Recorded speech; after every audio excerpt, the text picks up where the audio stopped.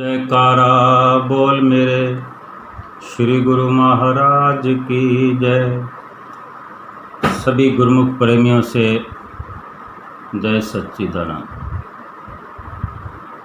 हमेशा की तरह आज भी हम सब गुरुमुख प्रेमी मिलकर भगवान की और भगवान की लीलाओं की जो भक्तों के साथ भगवान करते हैं, भक्तों को आईना दिखाते हैं, अपनी लीला दिखा करके आओ चर्चा करते हैं। भक्ति चर्चा चैनल के अंदर सबसे पहले हम एक बात आपस में शेयर करते हैं, जो प्रभु को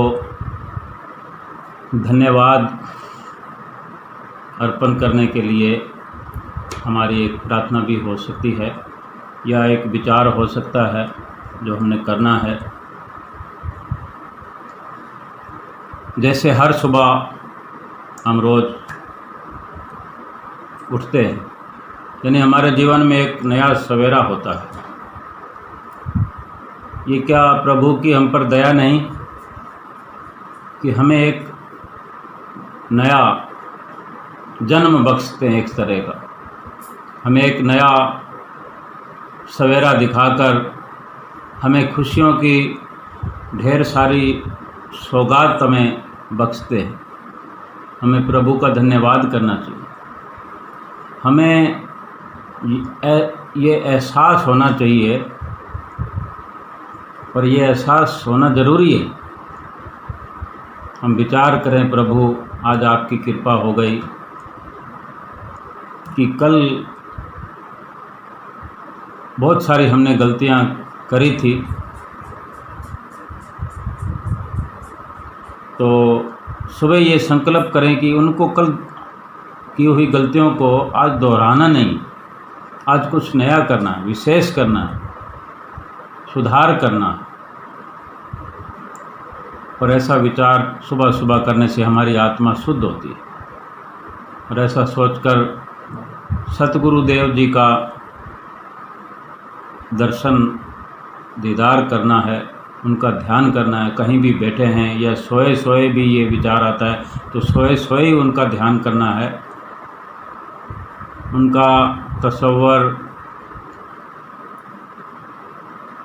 उनका जो स्वरूप है वो हमारे मन मंदिर के मोबाइल में बसा हुआ है। हमको निकालना, ध्यान लगाना, मतलब उसको याद करना है और अपने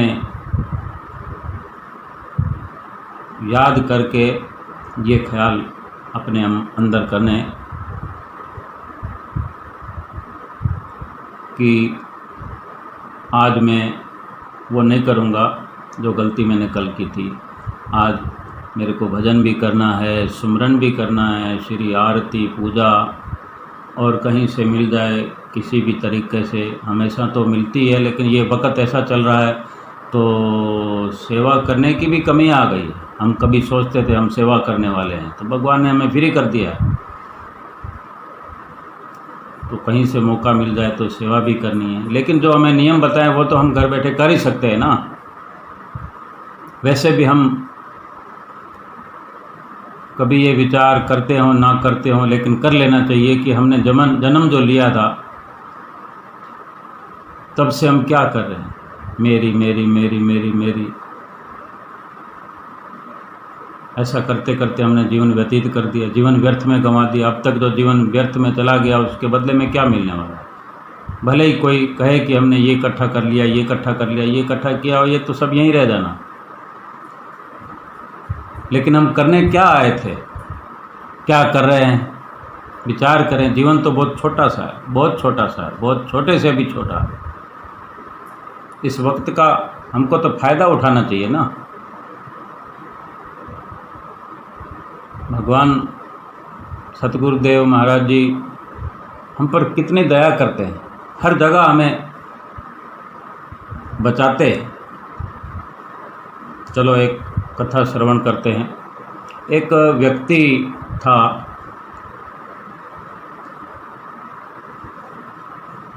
बहुत भगवान का प्रेमी था, भगत था। आप और हम भी प्रेमी हैं, प्रेमी ही हैं, तभी तो सत्संग सुनते हैं और सुनाते हैं। जो भगवान से प्रेम करता वही भगवान की प्रेम की लीलाएं कथाएं सुनता है। ये श्री गुरु महाराज जी की लीला है। अपने भक्त के साथ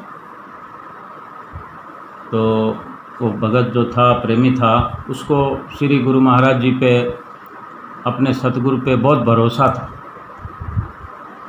बड़ा प्रेम करता था। हम सबको करना चाहिए,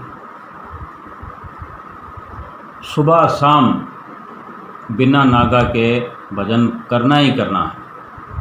जैसे हम सोचते हैं आज तो मेहमान आ गए, ये हो गया वो हो गया, तो नागा हो गया। अब उसका कितना नुकसान हुआ हम अंदाज़ा नहीं लगा सकते। जिसको नुकसान का पता होता है कि ये काम छोड़ देने से, ये काम ना करने से इतना बड़ा नुकसान हो सकता है, तभी वो उस काम की कीमत जानता है। हम संसार के काम धंधों की बड़ी कीमत जानते हैं, लेकिन भगवान नाम के, सुमरण के, जाप के, ध्यान के पूरे पूरे फायदे नहीं जानते। तो वो जो बिना नागा भजन करता था,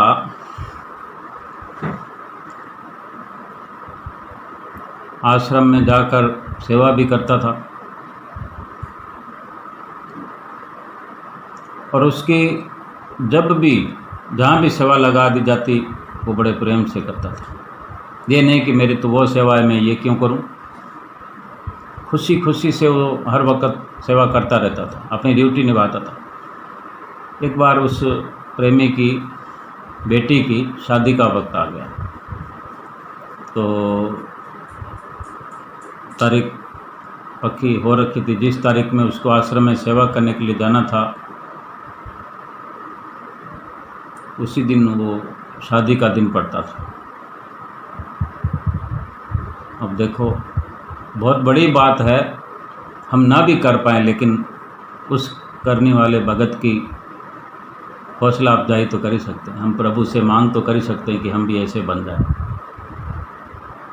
तो उसको आश्रम में सेवा के लिए जाना था, क्योंकि वो व्यक्ति जो था वो नित्य नेमी था, नित्य प्रति जो काम करता हो उसकी बात हम करते हैं, उसको जाना था।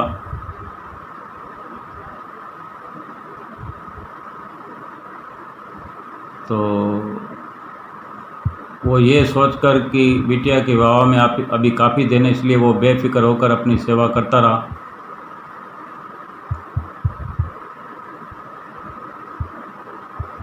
भजन सिमरन नित्य नियम से करता रहा। अब शादी का दिन भी आ गया, पर उसने घर पर ये बात किसी को बताई नहीं कि शादी वाली तारीख में उसकी आश्रम में ड्यूटी लगी हुई है। घर में नहीं बताई, जैसे उसकी समझ। अब क्यों नहीं बताई, तो वो उसके मन की बात है कि वो जानता था कि उसकी पत्नी उसे सेवा में जाने नहीं देगी। ये अक्सर ये होता है कि जिसको जितना विश्वास है उसको है, दूसरे को हो ज़रूरी नहीं।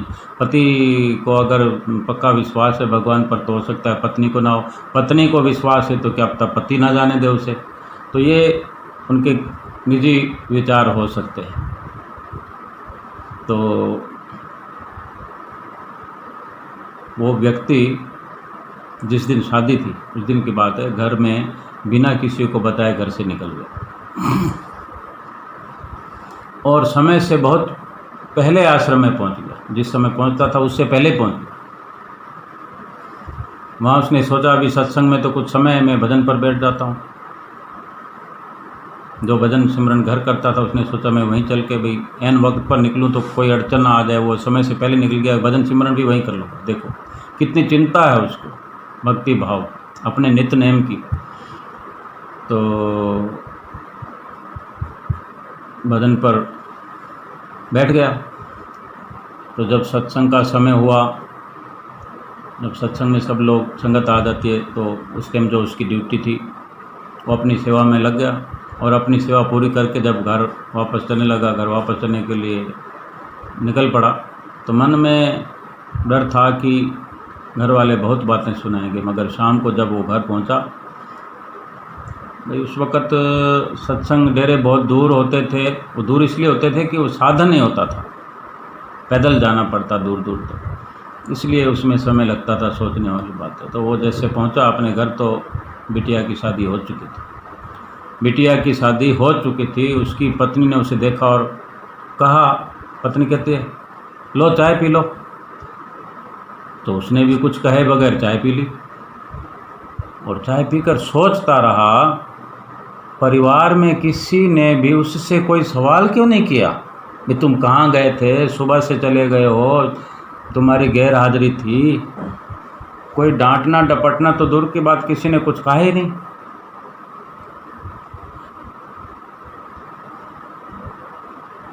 तो उसने भी कुछ नहीं कहा, मन में शर्मिंदा था बड़ा। वो अपना नित्य नेम सेवा सिमरन भजन सेवा के लिए जाता रहा, चलता रहा। कुछ दिनों के बाद उसकी बेटी जो ब्याह कर चली गई थी अपने ससुराल में, उसका वापस अपने घर आना हो। जैसे वापस घर आई तो रात को जब सब शादी की एल्बम देख रहे थे, होता है ना जब बेटी विदा हो जाती है तो वापस आती है तो फिर वो अपने मायके में अपने माँ बाप के घर में वो तस्वीरें देखते हैं, खुश होते हैं पलट पलट कर। तो वो बाप भी पास में बैठा था। अब अंदर उसके सवाल छुपा हुआ, किसी से कुछ कहता नहीं है, लेकिन अंदर अंदर सोच रहा कहीं किसी को कुछ कह दिया तो कहीं से कोई डांट पड़ जाए। तो सब एल्बम देखने लग गए। तो शादी की एल्बम में जब वो भगत जी देखते हैं कि उसकी भी फ़ोटो एल्बम में, शादी की एल्बम में जब उसने अपनी फ़ोटो देखी तो फ़ोटो देखकर ज़ोर ज़ोर से रोने लग गया, बिना डांटे ही। कोई डांटने वाला तो था नहीं उसको। अब आप सोचो क्यों रोने लग गया। फूट फूट कर रोने लग गया। घर वालों ने उससे पूछा भाई क्यों रो रहा है। तब उसने सारी बात बताई, क्योंकि वो तो समझ चुका था। अब आप विचार कर सकते हैं घर वालों ने क्यों नहीं डांटा उसको, कि उसके गुरु महाराज जी उसी का रूप बनाकर उसके घर में उस बेटी के बाप बनकर उसका सब सारा काम उसका करते रहे गुरु महाराज जी। किसी को नहीं एहसास होने दिया कि भगत जी आश्रम पर गए हैं, वो अपनी ड्यूटी कर रहे हैं। हम नित्य प्रति ये विचार करते हैं कि जब हम भगवान का नाम जपते हैं तो भगवान भक्तों के काम खुद करते हैं, भक्तों को करने भी नहीं देते। कुछ भी करें, कुछ भी बहाना बनाएं, लेकिन भगवान अपने भक्तों के काम करते हैं, उसकी इज्जत रखते हैं, लाज रखते हैं और कई गुना अच्छा काम करते हैं। वो भगत जी भी जानते थे, इसीलिए वो रोए थे कि मैं तो यहाँ नहीं था, मेरा फ़ोटो कैसे आ गया। ये गुरु महाराज जी ने उसका रूप बनाया था। तो जब घर वालों ने सुना कि ये बात है, कि भगत जी कहने लगे मैं तो यहाँ था ही नहीं, मैं तो सुबह जल्दी चला गया था, हमेशा से पहले ही चला गया था कि मुझे कोई पकड़ ना ले, रोक ना दे। तो ये बात सुनकर उन सब घर वालों के भी आंखों से आंसू टपाटप बहने लगे और सतगुरुदेव महाराज जी का वो सब शुक्राना गाने लगे कि हमारे घर में आकर गुरु महाराज जी हमारी लाज बचाने के लिए सब कुछ हमारे घर का संवार दिया, सारी जिम्मेदारी निभाई और उस बेटी को अपनी बेटी समझकर विदा किया। अब वो सत्संगी व्यक्ति आश्रम पर गया और जाकर सतगुरु के सामने गुरु महाराज जी के सामने वहाँ पहुंचकर रोने लगा। तो गुरु महाराज जी ने क्या कहा, वो भी वही बात करते हैं, सब जानते हैं। वो पूछते हैं क्यों भाई, क्यों रो रहे हो, क्या हुआ। तब वो सत्संगी प्रेमी कहता है, सारी बात बताई। हे गुरु महाराज जी, आप तो सब जानते हो, अंतर्यामी हो। ये सुनकर गुरु महाराज जी मंद मंद मुस्कुराने लगे और बोले, भाई मैं तो उस दिन आश्रम में ही था,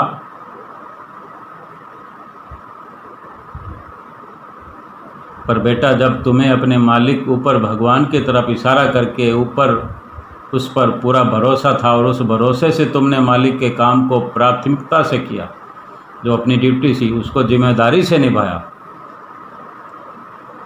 फिर वो मालिक जिस पर तुम भरोसा करते हो, मालिक समझते हो, भगवान समझते हो, सतगुरु समझते हो, वो तुम्हारे काम को कैसे ना करता। मालिक तो अपने बच्चों की लाज हमेशा बचाते हैं। इसलिए हम भी वो वाला प्रेम चाहे थोड़ा थोड़ा शुरुआत कर दें, थोड़ी कोशिश करें, थोड़ी शुरुआत करें। वो सब कुछ वही करने कराना, प्रेम भी वही करवाएंगे, सिखाएं भी वही, ताकत भी वही देंगे, विचार भी वही देंगे। हम भाव बनाएं अपना कि हमको ऐसा बनना है, ऐसा अटल विश्वास करें कि हमारा काम हो जाएगा। हम अभी कमज़ोर हैं, ये कथा सुन कर थोड़ा हमारा संयम बढ़ता है, थोड़ा अमल करने की जरूरत है। प्यार और भरोसा अपने सतगुरु पर हमें बढ़ाना है। सतगुरु अपने सत्संगों में फरमाते हैं कि परमार्थ तुम कमाओ। अभी हम गुरु महाराज जी का ध्यान करें, भगवान का नाम जपते हों, तो वो जो परमार्थ होगा, जो उसमें भक्ति होगी, वो तो हमारी होगी ना। जो स्वार्थ हमने छोड़ा है, जिस संसार को छोड़कर हम भगवान की भक्ति में लगते हैं, तो वो संसार का जो धन माल है वो मुफ्त में मिलता है। वो कह रहे हैं, गुरु महाराज जी कह रहे हैं कि परमार्थ तुम कमाओ, स्वार्थ मैं तुम्हारा पूरा कर दूंगा। और बताओ, इससे सस्ता कोई सौदा है? दोनों हाथों में लड्डू। ये लोक भी सुहेला होता है और परलोक भी हमारा समझता है। कहाँ तो हम यहाँ भगवान के नाम को जब छोड़कर दुनियावी धंधों में लगे तो कितनी चिंता, फिक्र, परेशानी, कष्ट कितने भोगते हैं, लेकिन वो सफलताएं भी नहीं मिलती, वो सफलता भी नहीं प्राप्त कर सकते। और भगवान सतगुरुदेव रूप में आकर के अवतरित होकर हमारे सिर पर हाथ रखकर हमें कितना भरोसा दिलाते हैं कि तुम्हें चिंता करने की ज़रूरत ही नहीं।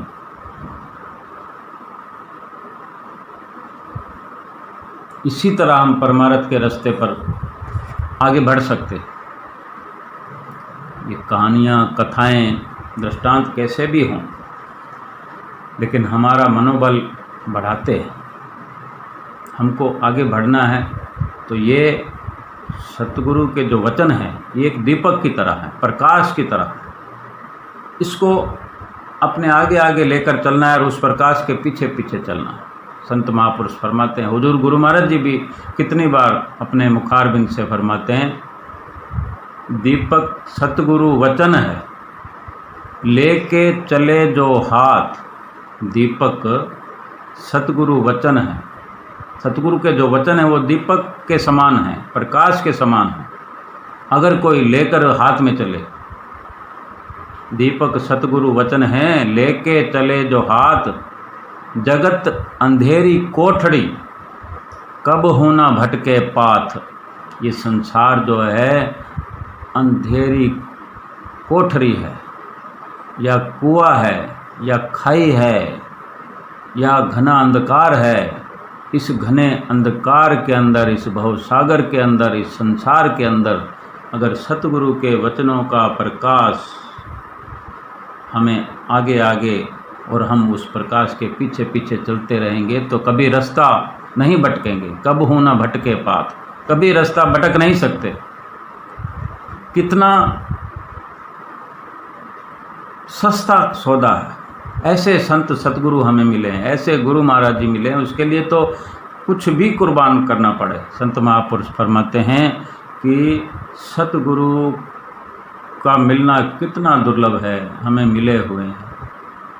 वो किसी भी कीमत में मिल जाए उनका साथ। बोलो जयकारा बोल मेरे श्री गुरु महाराज की जय।